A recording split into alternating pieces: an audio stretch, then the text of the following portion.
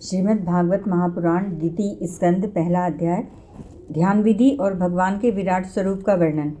श्री सुखदेव जी ने कहा, परीक्षित, तुम्हारा लोकहित के लिए किया हुआ यह प्रश्न बहुत ही उत्तम है। मनुष्यों के लिए जितनी भी बातें सुनने, स्मरण करने या कीर्तन करने की है, उन सब में यह श्रेष्ठ है। आत्मज्ञानी महापुरुष ऐसे प्रश्न का बड़ा आदर करते हैं। राजेंद्र, जो ग्रस्त घर के काम धंधों में उलझे हुए हैं, अपने स्वरूप को नहीं जानते, उनके लिए हजारों बातें कहने, सुनने एवं सोचने करने की रहती है। उनकी सारी उम्र यूं ही बीत जाती है। उनकी रात दिन या स्त्री प्रसंग से कटती है और दिन धन की हाय हाय या कुटुंबियों के भरण पोषण में समाप्त हो जाता है।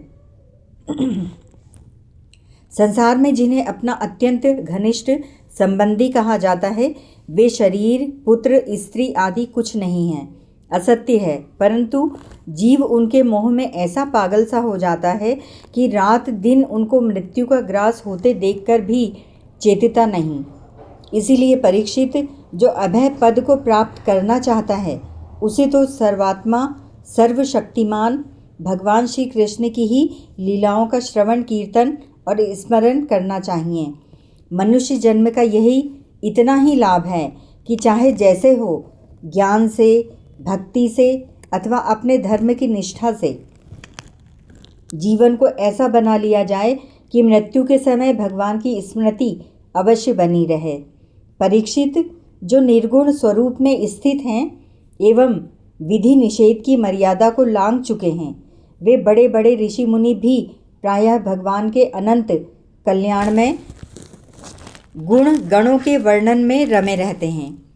द्वापर के अंत में इस जगद रूप अथवा वेद तुल्य श्रीमद् भागवत नाम के महापुराण का अपने पिता श्री कृष्ण द्वैपायन से मैंने अध्ययन किया था। राजर्षे, मेरी निर्गुण स्वरूप परमात्मा में पूर्ण निष्ठा है, फिर भी भगवान श्री कृष्ण की मधुर लीलाओं ने बलात् मेरे हृदय को अपनी ओर आकर्षित कर लिया। यही कारण है कि मैंने इस पुराण का अध्ययन किया। तुम भगवान के परम भक्त हो, इसीलिए तुम्हें मैं इसे सुनाऊंगा। जो इसके प्रति श्रद्धा रखते हैं, उनकी शुद्ध चित्त वृत्ति भगवान श्री कृष्ण के चरणों में अनन्य प्रेम के साथ बहुत शीघ्र लग जाती है। जो लोग लोक या परलोक की किसी भी वस्तु की इच्छा रखते हैं या इसके विपरीत संसार में दुख का अनुभव करके जो उससे विरक्त हो गए हैं और निर्भय मोक्ष पद को प्राप्त करना चाहते हैं, उन साधकों के लिए तथा योग संपन्न सिद्ध ज्ञानियों के लिए भी समस्त शास्त्रों का यही निर्णय है कि वे भगवान के नामों का प्रेम से संकीर्तन करें। अपने कल्याण साधन की ओर से असावधान रहने वाले पुरुष की वर्षों लंबी आयु भी अनजाने में ही व्यर्थ बीत जाती है। उससे क्या लाभ? सावधानी से ज्ञानपूर्वक बिताई हुई घड़ी दो घड़ी भी श्रेष्ठ है, क्योंकि उसके द्वारा अपने कल्याण की चेष्टा तो की जा सकती है। राजर्षि, खट्वांग अपनी आयु की समाप्ति का समय जानकर 2 घड़ी में ही सब कुछ त्याग कर भगवान के अभय पद को प्राप्त हो गए। परीक्षित, अभी तो तुम्हारे जीवन की अवधि 7 दिन की है। इस बीच में ही तुम अपने परम कल्याण के लिए जो कुछ करना चाहिए सब कर लो। मृत्यु का समय आने पर मनुष्य घबराए नहीं। उसे चाहिए कि वह वैराग्य के शस्त्र से शरीर और उससे संबंध रखने वालों के प्रति ममता को काट डाले। धैर्य के साथ घर से निकलकर पवित्र तीर्थ के जल में स्नान करे और पवित्र तथा एकांत स्थान में विधिपूर्वक आसन लगाकर बैठ जाए। तत्पश्चात परम पवित्र अ, उ और म इन 3 मात्राओं से युक्त प्रणव का मन ही मन जप करे। प्राणवायु को वश में करके मन का दमन करे और एक क्षण के लिए भी प्रणव को न भूले। बुद्धि की सहायता से मन के द्वारा इंद्रियों को उनके विषयों से हटा ले और कर्म की वासनाओं से चंचल हुए मन को विचार के द्वारा रोककर भगवान के मंगलमय रूप में लगाए। स्थिर चित्त से भगवान के श्री विग्रह में से किसी एक अंग का ध्यान करें। इस प्रकार एक एक अंग का ध्यान करते करते विषय वासनाओं से रहित मन को पूर्ण रूप से भगवान में ऐसा तल्लीन कर दे कि फिर और किसी विषय का चिंतन ही ना हो। वही भगवान विष्णु का परम पद है, जिसे प्राप्त करके मन भगवत प्रेम रूप आनंद से भर जाता है। यदि भगवान का ध्यान करते समय मन रजोगुण से विक्षिप्त या तमोगुण से मूढ़ हो जाए तो घबराए नहीं। धैर्य के साथ योग धारणा के द्वारा उसे वश में करना चाहिए, क्योंकि धारणा उक्त दोनों गुणों के दोषों को मिटा देती है। धारणा स्थिर हो जाने पर ध्यान में जब योगी अपने परम मंगलमय आश्रय भगवान को देखता है, तब उसे तुरंत ही भक्ति योग की प्राप्ति हो जाती है। परीक्षित ने पूछा, ब्राह्मण, धारणा किस साधन से किस वस्तु में किस प्रकार की जाती है और उसका क्या स्वरूप माना गया है, जो शीघ्र ही मनुष्य के मन का मेल मिटा देती है? श्री सुखदेव जी ने कहा, परीक्षित, आसन, श्वास, आसक्ति और इंद्रियों पर विजय प्राप्त करके फिर बुद्धि के द्वारा मन को भगवान के स्थूल रूप में लगाना चाहिए। यह कार्य रूप संपूर्ण विश्व जो कुछ कभी था, है या होगा, सबका सब जिसमें दिख पड़ता है, वही भगवान का स्थूल और विराट शरीर है। जल, अग्नि, वायु, आकाश, अहंकार, महत और प्रकृति, इन 7 आवरणों से घिरे हुए इस ब्रह्मांड शरीर में जो विराट पुरुष भगवान हैं, वे ही धारणा के आश्रय है। उन्हीं की धारणा की जाती है। तत्वज्ञ पुरुष इनका इस प्रकार वर्णन करते हैं।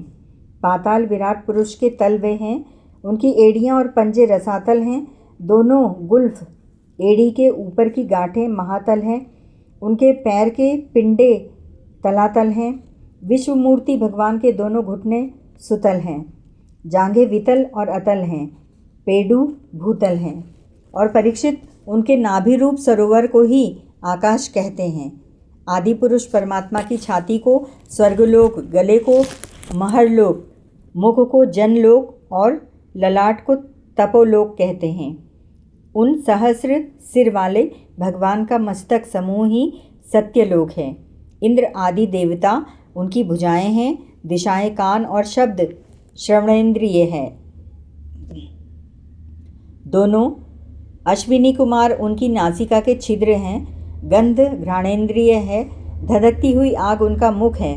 भगवान विष्णु के नेत्र अंतरिक्ष हैं। उनमें देखने की शक्ति सूर्य है। दोनों पलकें रात और दिन हैं। उनका भ्रूविलास ब्रह्मलोक है। तालु जल है और जीहा रस। वेदों को भगवान का ब्रह्मरंध्र कहते हैं और यम को दाढ़े। सब प्रकार के स्नेह श्रेय दात हैं और उनकी जगन मोहिनी माया को ही उनकी मुस्कान कहते हैं। यह अनंत सृष्टि उसी माया का कटाक्ष विक्षेप है। लज्जा ऊपर का होठ और लोभ नीचे का होठ है। धर्म स्तन और अधर्म पीठ है।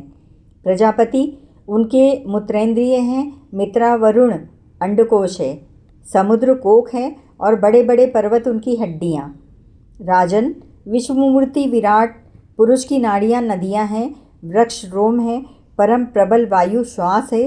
काल उनकी चाल है और गुणों का चक्कर चलाते रहना ही उनका कर्म है।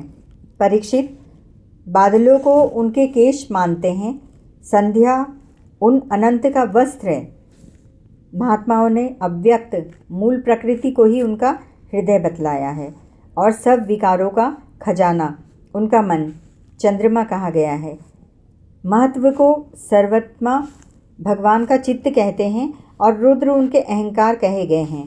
घोड़े, खच्चर, ऊँट और हाथी उनके नख हैं। वन में रहने वाले सारे मृग और पशु उनके कटि प्रदेश में स्थित हैं। तरह तरह के पक्षी उनके अद्भुत रचना कौशल हैं। स्वयंभू मनु उनकी बुद्धि है और मनु की संतान मनुष्य उनके निवास स्थान हैं। गंधर्व, विद्याधर, चारण और अप्सराएं उनके षडंज आदि स्वरों की स्मृति है। दैत्य उनके वीर्य हैं। ब्राह्मण मुख, क्षत्रिय भुजाएं, वैश्य जंघाएं और शूद्र उन विराट पुरुष के चरण हैं। विविध देवताओं के नाम से जो बड़े बड़े द्रव्यमय यज्ञ किए जाते हैं वे उनके कर्म हैं। परीक्षित, विराट भगवान के स्थूल शरीर का यही स्वरूप है। सो मैंने तुम्हें सुना दिया। इसी में मुमुक्षु पुरुष बुद्धि के द्वारा मन को स्थित करते हैं, क्योंकि इससे भिन्न और कोई वस्तु नहीं है। जैसे स्वप्न देखने वाला स्वप्नावस्था में अपने आप को ही विविध पदार्थों के रूप में देखता है, वैसे ही सबकी बुद्धि वृत्तियों के द्वारा सब कुछ अनुभव करने वाला सर्वांतर्यामी परमात्मा भी एक ही है। उन सत्य स्वरूप आनंद निधि भगवान का ही भजन करना चाहिए। अन्य किसी भी वस्तु में आसक्ति नहीं करनी चाहिए, क्योंकि यह आसक्ति जीव के अधः पतन का हेतु है। हरिओम तत्सत।